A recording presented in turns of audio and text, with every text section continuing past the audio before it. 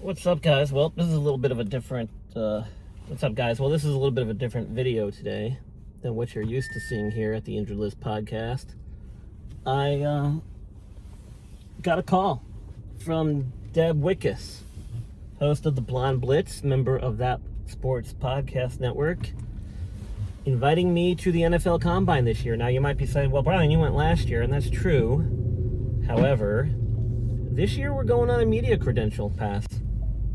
So we're going to be right on Media Row, interviewing some athletes, getting the skinny on some injuries and whether or not it's going to affect these people's draft status. And to be honest, this is what the Combine's all about. It's about the intersection of medicine and sports and contracts and money.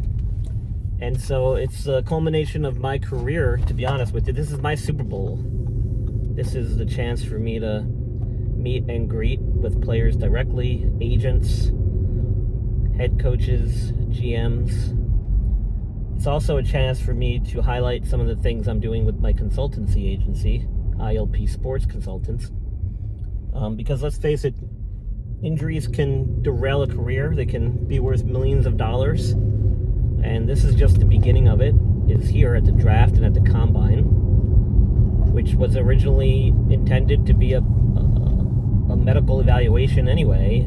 All the other stuff just kind of came afterwards. But this is kind of what I've been working towards. So this is my Super Bowl here. This is like the end of the year, the creme de la creme, the icing on the cake, if you will, for me. It gives me an opportunity to get up close and personal, do some investigative work, figure out whether or not some of these young athletes who potentially are going to go pretty high up in the draft and get some pretty lucrative contracts, how much is this going to be affected by their injury histories or maybe some current injuries that they're coming off of. So it's a little bit different episode than what you're used to. We're kind of getting the behind the scenes scoop here of how I do things. And so we're flying out tomorrow, bright and early, heading out to the airport. First thing in the morning, we'll be catching a flight to Baltimore, and then from Baltimore on to Indianapolis. We'll be meeting up with Deb and her awesome friend and colleague, Todd Marcel Durham, comedian out of LA who did some work with her at the Super Bowl. He's going to be hanging with us as well, doing some work for Deb at the Blonde Blitz, and we'll be helping out as well and kind of doing a group thing. I'll also be on Dan Mader's show with Fantasy Football Advice Network on Wednesday night evening, live from the draft. We'll be doing a live feed from there to do the update show with Dan. And then when I get back, I'll be putting a bunch of video clips together and snippets so that you guys can watch this video. And so this is me getting ready behind the scenes here. We're gonna go home, just get out of work. Did a couple surgeries today with my surgeon. Went great. A little bit of an early day here, so I'm gonna go home, get packed up, start getting all the equipment ready, and get things set for tomorrow when I land in Indy.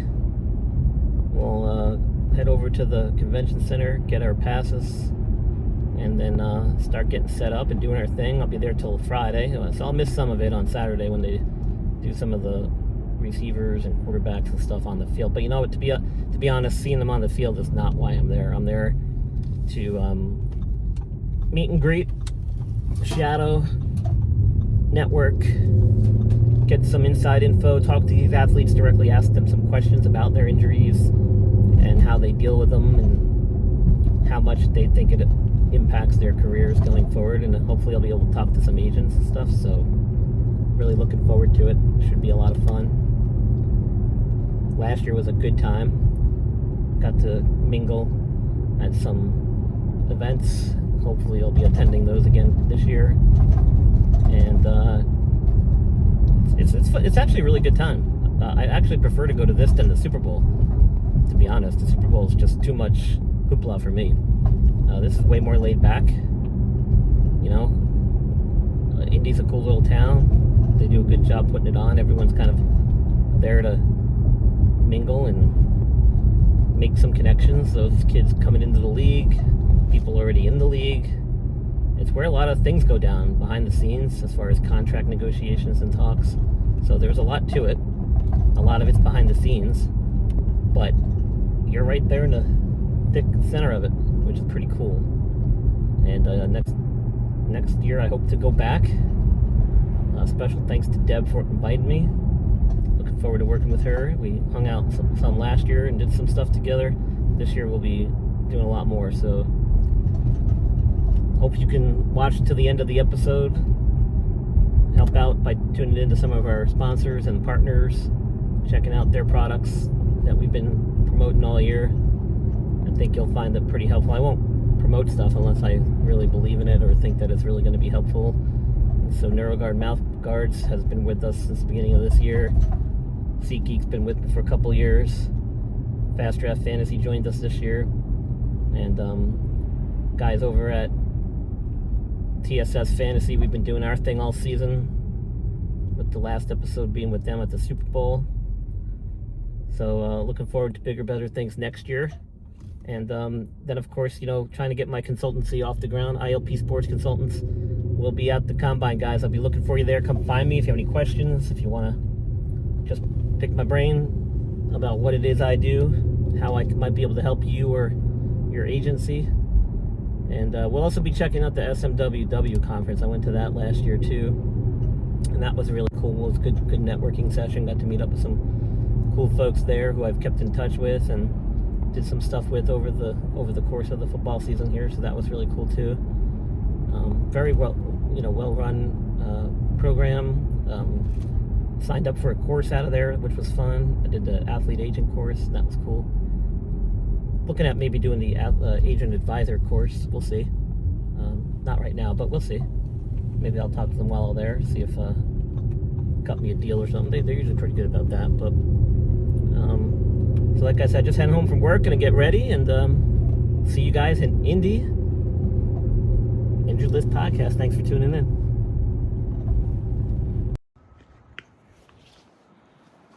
All right, what's up, guys? We're just getting home out of work and gotta go get stuff in order for our trip to Indy. Excited to go. Been looking forward to this. Couldn't even sleep last night, to be honest with you. I was getting so much stuff ready in my brain anyway. Got a lot of questions I want to ask some specific players about how they're doing, coming off their injuries, and whether or not they think it's going to affect their stock. It's a big deal at the Combine, especially, because that's what this is for. So looking forward to it. Let's get our stuff ready, and we'll go from there.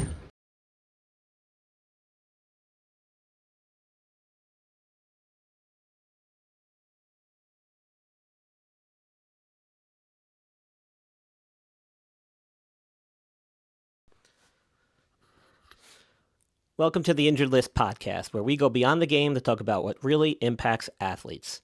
Injuries, recovery, and the decisions that shape careers. I'm your host, Brian Scott, a former certified athletic trainer and current physician assistant with over 20 years in orthopedic surgery and sports medicine. This episode is a little different. I'm heading to the NFL Combine this week with media access. And for me, this is more than just attending an event.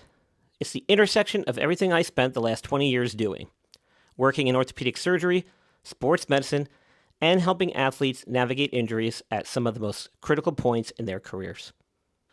I started my career as a certified athletic trainer, working directly with athletes on the field. Over time, I've transitioned into orthopedic surgery and sports medicine as a physician assistant, where I spent the last 20 years. I've been in the operating room, in the clinic, and in the rehab process. I've been involved, seeing injuries from every angle. And what that experience has shown me is this. Injuries are rarely just about diagnosis and treatment. They're about timing, decision-making, risk tolerance, and long-term consequences. I've seen athletes rush back too soon, and I've seen careers extended by making the right call. I've also seen how one decision can change everything. That's what really led me to build ILP Sports Consulting. There's a gap between medical care and the decision-making process. Athletes often get great treatment, but they don't always get sufficient guidance on how to navigate the bigger picture. And that's where I focus. Special thanks to Deb Wickus of the Blonde Blitz, Todd Marcel Durham for helping out while at the Combine. I hope you guys enjoy watching this video as much as I enjoyed making it and being present at the Combine 2026. Ladies and gentlemen, the Injured List Podcast. Thanks for tuning in.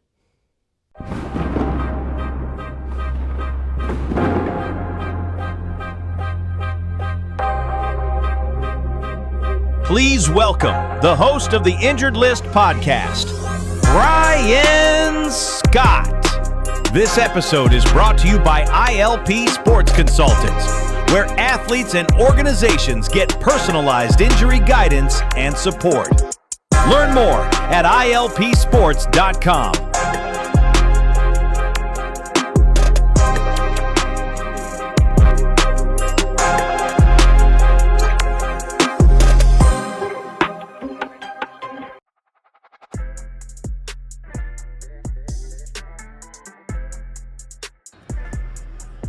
I've been stuck at BWI Airport because I missed my connecting flight on the way to the Combine, so did some research and some work here, and we should be catching a flight out at about 3 p.m., which puts us into Indianapolis probably about 4 o'clock. So slowly but steady making my way there.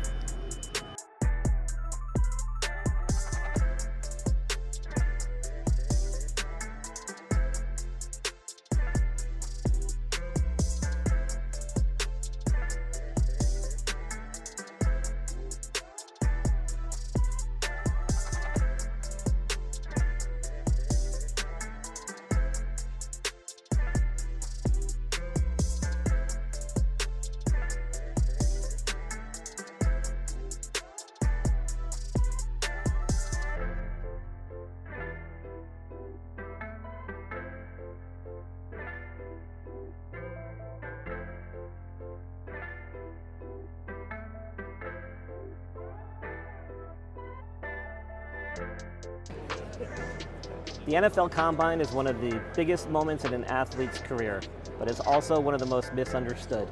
While everyone's focused on performance metrics, an athlete's injury history is a huge component of the physical exam and the other components of the draft. So while, shit. Hold on, keep going. The NFL Combine is one of the biggest moments in an athlete's career, but while everyone's focused on performance metrics, it's the athlete's injury history and physical exam that may set the stage for their success later in their career. With contracts and... Fuck, I gotta look at my thing. I'll just... The NFL Combine is one of the most important... Hold on. Take two. The NFL Combine is one of the most important moments of an NFL athlete's career. But from my perspective, it's also one of the most misunderstood. Because while everyone's focused on performance metrics, teams are heavily evaluating the medical and injury history of each athlete. They're also determining the future risk. And this will determine future contracts, longevity in the field. That fucking sucked. No, I got it really worded well, and I'm fucking it up. All right, here we go. The NFL Combine is one of the most pivotal moments in an athlete's career, but from my perspective, it's also one of the most misunderstood. Because while everyone's focused on performance metrics, teams are heavily evaluating their medical history and injury history. This will set the stage for future contracts, long-term risk, and success at the next level.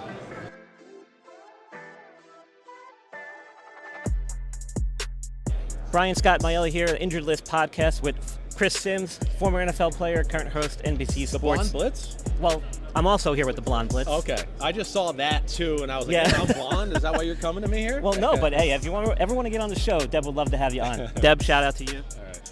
Chris, Injured List Podcast, we look at health history, injury history, and we evaluate players based on their injury risk and assessment. And the Combine is as much about that as it is about performance metrics. Yeah. You know from experience playing in the league, how much does that factor into your draft analysis of these players when they come in? With me, it's like at first I don't even pay attention to it. I just watch the film, I study the player, right? And then, there's always a handful of guys every year where I'm like, wait, why isn't anybody talking about this guy, right? And I'll call a few of my friends in the NFL and be like, hey, have you watched so-and-so? Like, he looks like he's a top 15 pick to me, and nobody even talks about it. And then they'd be like, well, his medical.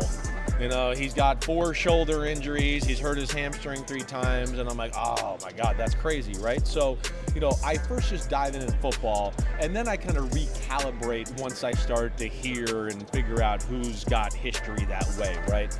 And then you try to go from there. And again, the context of these injuries and the severity of them and where they are, they all kind of play into that, right? And the position you play in. Oh, he hurt his arm? He's a wide receiver? I don't give a crap. I mean, okay, big shit. He hurt his arm. He's a receiver. He doesn't need an arm. I mean, he just got to catch the ball, right? Sure. So that's where you got to kind of take it all into account, and that's when I get closer to the draft, I try to figure all that stuff out. And you famously, maybe infamously, dealt with some injuries in your career. Yeah. How did you stay focused? How did you keep your head in the game when you were recovering? Well, I mean, I was obsessed with it, so that was never hard for me in that aspect. The hardest thing was just to keep my mental, positivity up. I mean, my injury was a little rare. I lost the spleen and literally almost died, and they brought my wife in to say goodbye to me because they weren't sure I was going to make it out of surgery. So I got to a point where I was just happy that I was back on the field playing and a part of the game again, and that was the big thing to me. Awesome. Thank you for your time, Chris.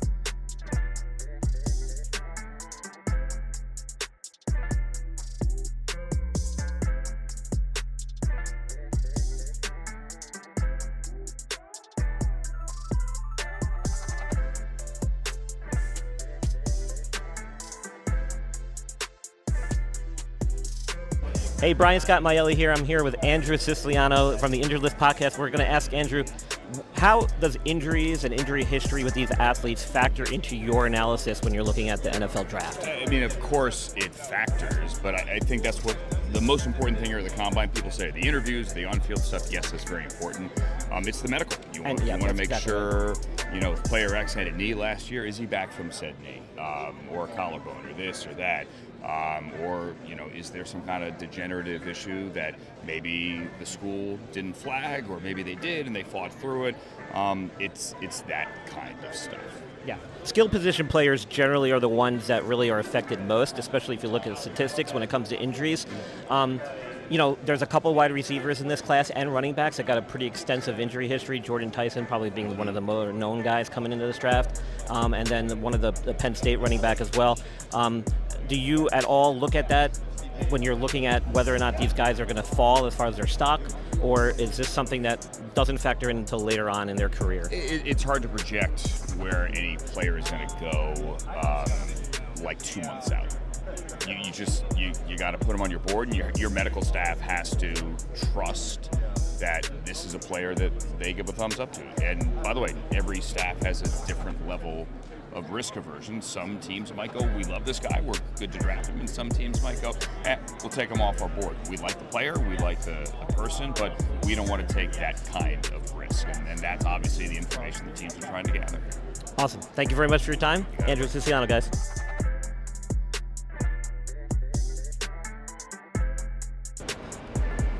Being here at the Combine, one thing is very clear. This is as much a medical and risk evaluation process as it is a performance showcase. Teams are making long-term investments, and health plays a major role in that. What stands out to me is not just the injuries themselves, but how they're being interpreted. 2 athletes can have the same injury, but very different outcomes depending on how it is managed, how they recovered, and how teams perceive that risk. Being at the Combine reinforces something I believe for a very long time. Injuries aren't just medical events. They're decision points that can define a career. One of the more valuable aspects about being here at the Combine is the ability to interview players, to understand their injury history, talk about the risks that are involved in the sport of football, and about how that impacts their career as they look to go to the next level, the NFL. From a medical and performance standpoint, defensive players especially deal with constant physical stress, and how they manage that over time is crucial to the longevity of their career. For skilled position players, even minor injuries can cause major setbacks and can impact performance metrics, and at the Combine, these margins matter. So being at the NFL Combine allowed me the opportunity to go on a media credential with Deb Wickus of the Blonde Blitz, which was amazing, and it allowed me to be in the media room when all of the interviews were taking place at the Combine. So I was able to actually ask questions directly of some of the players that I'm going to feature here on my pre-draft injury analysis. Now, there were a couple guys I didn't get to, and that's okay. Not much really has changed with them. One of those was Ty Simpson of Alabama, the quarterback, who reportedly had a cracked rib in the college football playoff back in January. Now, that's likely healed by now anyway. It's a recent injury that will be reviewed during the medical portion, but his season was good, and he is a pretty highly rated prospect. It should not hamper or affect his draft stock. He did play through other multiple injuries in the second half of last year, including a lower back issue, some gastritis, and some elbow bursitis, but he's been eager to prove himself at the Combine and was a full participant, so not a huge deal there. Another guy who participated was Garrett Nussmeier. He had multiple outlets referencing him battling injury issues throughout the season that impacted his performance. Teams didn't really clarify in Indy about what that problem was, but he did seek his own medical team's opinion over the offseason here, and apparently they've got a handle on whatever the situation was, and he's treated and is doing better. He was blaming the LSU medical staff of misdiagnosing his injury during the course of the season, which affected his performance on the field. So with working with this new team of doctors, apparently they've got him through this injury. There was some reports that said surgery was suggested as a possible treatment option, but he declined to do that. However, despite this, he was able to get himself right, and it appears that surgery is not necessary. He got healthy for the Senior Bowl, and by all reports, played very well and looked like his old self. So it doesn't seem like this is going to be an issue at the Combine this year or affect his draft stock. Carson Beck was another guy. He had a documented UCL tear in his throwing elbow and had surgery back in 2024, I think, prior to his transfer to Georgia. They used an internal brace device. With football players, it's not as big a deal as if it was with baseball players. So not overly concerning there. It's not a very common injury in football. The throwing mechanics, however, are not the same as baseball, so it should not affect his performance, as we saw in the national championship game and throughout last season, which in turn won't affect his longevity in the NFL. So I don't see this particular injury, having any negativity on his draft stock. Now, some of the players I were able to see and ask questions of, or who voluntarily gave information regarding their injury status or were asked by other reporters, was Drew Aller, the quarterback from Penn State. If you recall, he fractured his ankle back in October, had surgery, and he is planning on participating in the Combine. So he was addressing that at the media day. I spoke about this on Dan Mader's show, Operation Domination, about ankle fractures in general. He has made a full recovery by all reports and looked pretty good throwing the ball during the Combine. Here he is at the Combine answering questions about his injury from the media. Drew Aller is talking. Of course, everyone's asking him about his injury. Get myself in a good position, so when I got out to California and started training for the pre-draft process, that I was at a really good spot. And it was definitely challenging. It's the first injury I've really ever had to deal with in a substantial amount of rehab. But I took it as an opportunity to grow and learn and better myself, whether that was physically with my ankle or just flexibility-wise, working on all aspects of myself as like a person and like an athlete. So it was a fun process though. Like I've had a lot of good people between PT and athletic trainers and just coaches in general help me throughout the process. So it's been a fun one. I also had the opportunity to ask Nick Singleton from Penn State, the running back, about his fractured foot. Of note here, when he came to the podium, he was non-weight bearing on a knee scooter, which lets me know that he's at least less than 4 weeks out from when they fixed it. apparently his father told one of the press people from the Reading Eagle newspaper or news outlet that the fracture he had was a fifth metatarsal bone in his foot, which is a pretty common injury, and apparently has happened that during practice for the Senior Bowl. Had surgery about a week later, so the timing here sounds about right. I'm assuming it was a Jones fracture, which have an increased risk of developing what we call non-union. So often in football players, especially, we will fix this rather than try to treat it conservatively, which usually involves a screw to basically compress the fracture site along with some bone grafting material to try and stimulate healing. So this usually results in a short period of non-weight bearing, usually anywhere between a couple to 4 weeks. Usually 4 weeks is about right. I wouldn't say any less than that necessarily, or any more than that. And assuming x-rays show good healing, he could be running and doing impact activities as early as 6 to 8 weeks. So, he's still got some time ahead of him to recover. This should not affect his draft stock, in my opinion. This is not usually a major injury going forward. There's no indication to suggest that he was not going to heal this, even if they did not do surgery. I think they just opted for the more aggressive treatment to put this to bed, not let it be a lingering issue as he made his way toward the NFL. So here's here's Nick answering questions about his fracture. He's still not walking.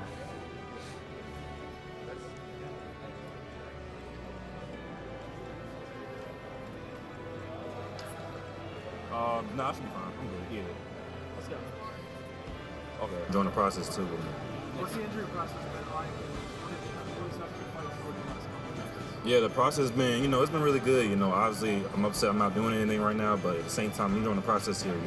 Me and the combine, some of my teammates are here, so I'm just doing the process, man. How difficult was it at the Senior Bowl to have that happen right when the process is started?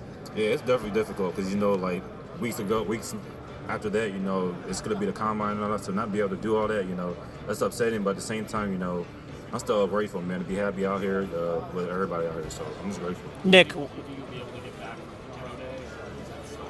Pro Day, probably not, but, the week before the draft, I should be ready to go, so I'm going to try to do my own stuff to put it out there. Nick, what has this injury taught you about yourself that maybe you didn't know before? And how do you plan to use that to transition to the NFL, which historically has been a very tough position to play as a running back, given the brutality of it all?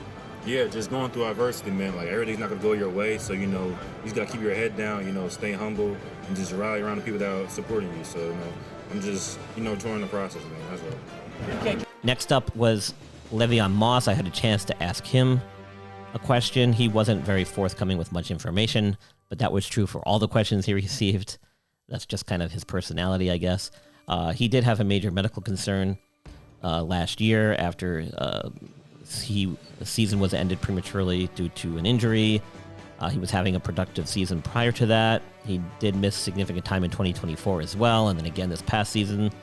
So durability is definitely a question entering the NFL here.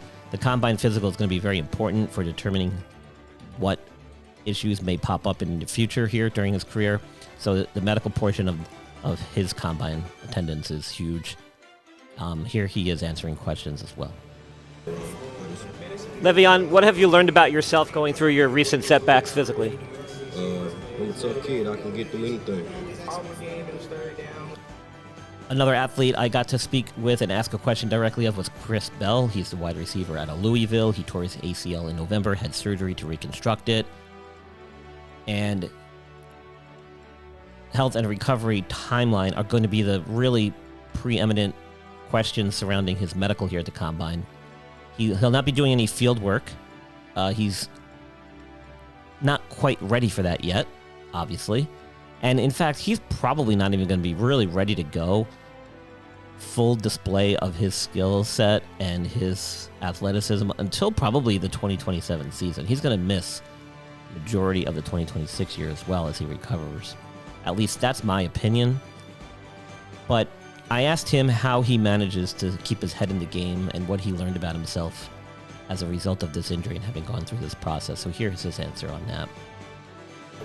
Hey, Chris, what has this injury taught you about yourself, having gone through this whole process now?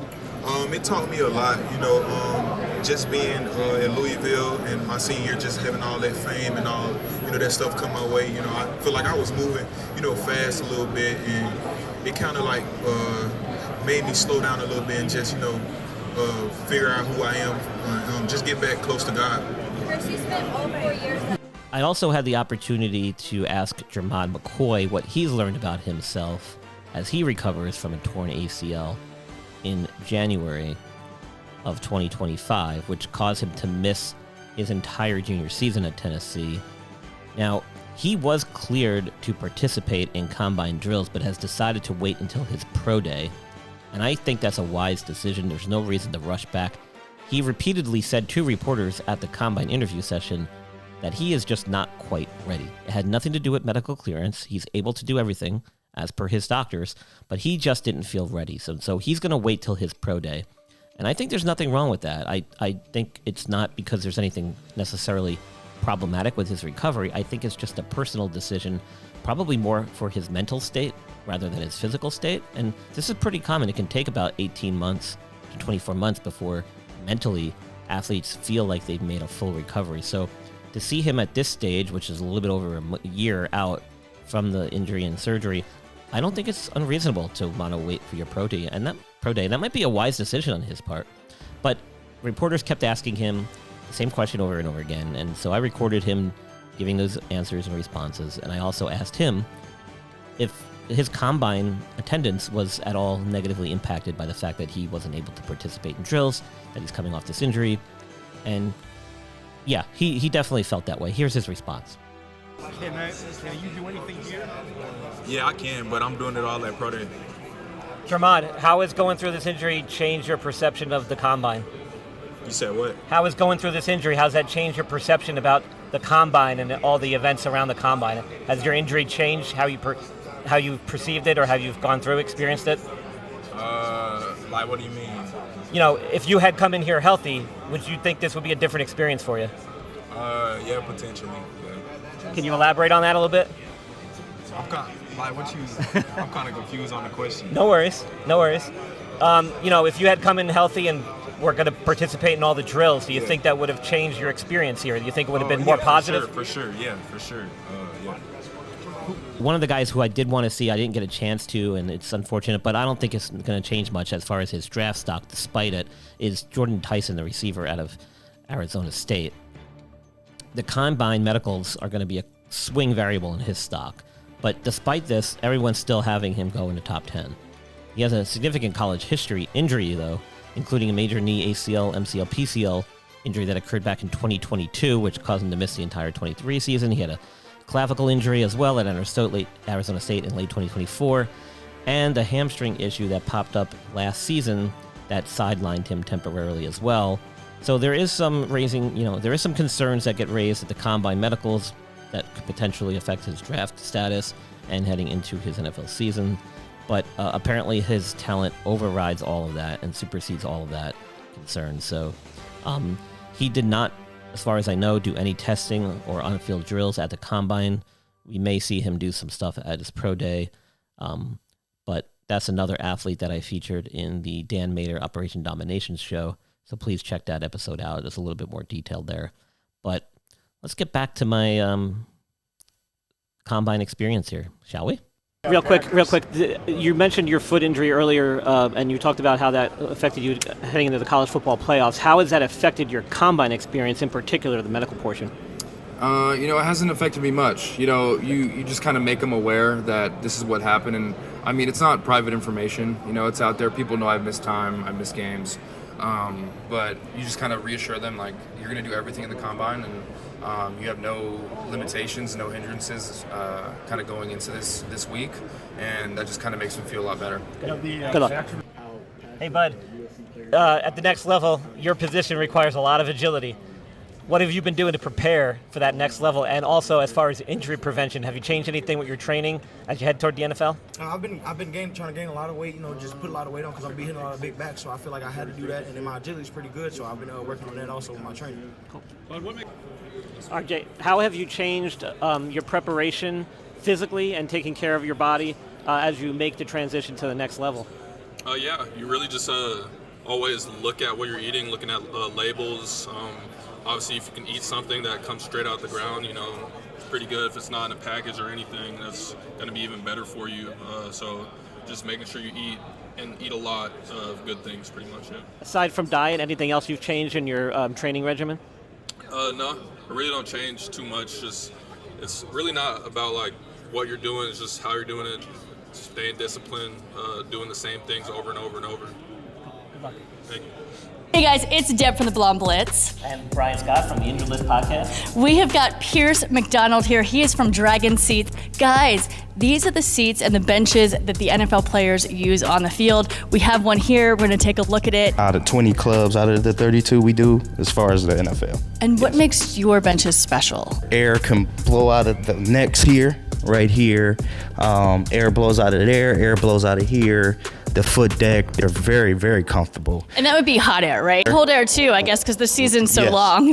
Like he said, Both. depending on the location of wherever these guys are playing, they use the system for it. And then we have one of our new other design models, our shaders. And from a health standpoint, this is huge because these things keep the players cool in the summer when it's 90 plus degrees out, like in Miami, and it keeps them warm in the winter when they're in Cleveland playing in those cold, frozen tundra like Green Bay as well. And this has become a game changer. Players feel comfortable staying warm, keeping the blood circulating, especially on those cold days.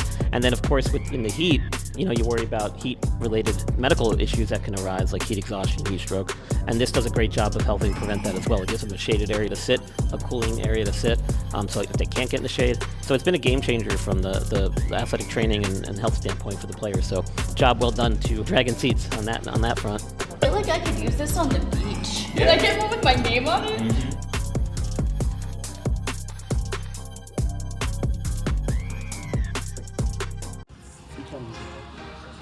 I've been at the Combine now since Tuesday.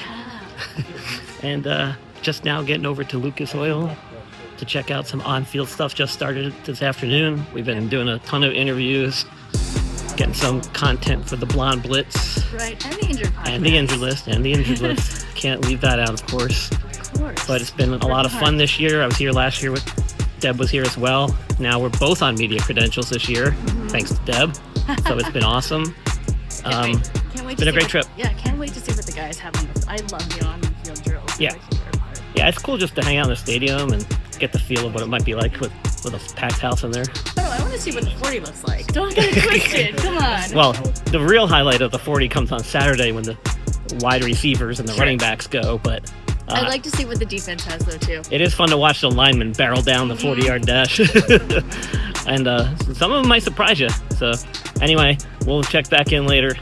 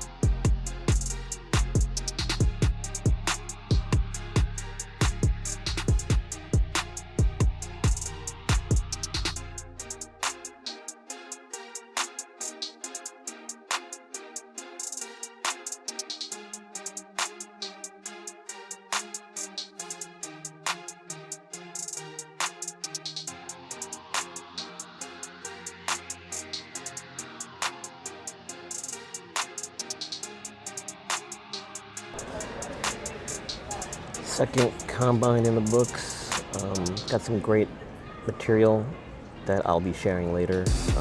Currently on my way home, flying back to Baltimore, then on to Charlotte, and was here last year, but not as a part of the media. So that made a big difference. I was definitely able to get some good content, talk to some of the athletes as part of the group in the media, which was nice.